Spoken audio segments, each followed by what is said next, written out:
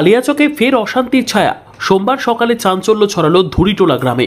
একটি পরিত্যক্ত বাড়ি থেকে উদ্ধার হলো একেবারে তাজা 22টি বলবোমা। ঘটনায় তীব্র আতঙ্ক ছড়িয়েছে সমগ্র এলাকায়। স্থানীয় সূত্রে জানা গিয়েছে প্রায় 10 মাস ধরে বাড়িটি ফাঁকা পড়ে রয়েছে। বাড়ির মালিক সপরিবারে মালদার অন্য থানার এলাকায় বসবাস করছেন। এদিন সকালে সন্দেহভাজন 3টি জার ওই বাড়ির ভেতরে রাখা আছে বলে খবর পায় কালিয়াচক থানার পুলিশ। সঙ্গে সঙ্গে পুলিশ ঘটনাস্থলে পৌঁছে তল্লাশি চালায়। তল্লাশির পর ওই জারগুলির ভিতর থেকে পাওয়া যায় মোট 22টি বলবোমা। খবর ছড়িয়ে পড়তেই ঘটনাস্থলে ভিড় জমায় আশেপাশের মানুষ।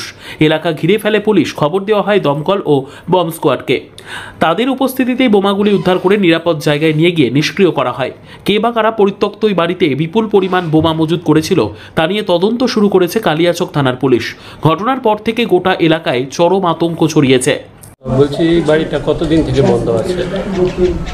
ওর বাবা ও 15 বছর আগেই চলে গেছে ওখানে, আর একটা ছেলে থাকতো ও 10 মাস আগেই চলে গেছে, 10-11 মাস আগেই বাড়ি বন্ধ করে তালা লক করে চলে গেছে। কেন ওরা এখান থেকে চলে গেছে? ওখানে জমিন টমিন কিনেছে, ঠিক আছে, ওখানে বাড়ি ঘর করে নিল। এখানে কি কোনো রকম ঝামেলা ছিল? না তো।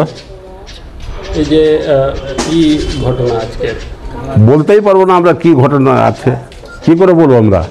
সকালে দেখলাম পুলিশ এসে হাজির, তারপরে দারোগাকে বললাম কিছুক্ষণ দেখার পরে কি ব্যাপার, আপনারা অনেকক্ষণ থেকে দাঁড়িয়ে আছেন এখানেই বসে আছেন, তো বললো কি বুঝতে পারবেন কিছুক্ষণ পরে। তারপরে কে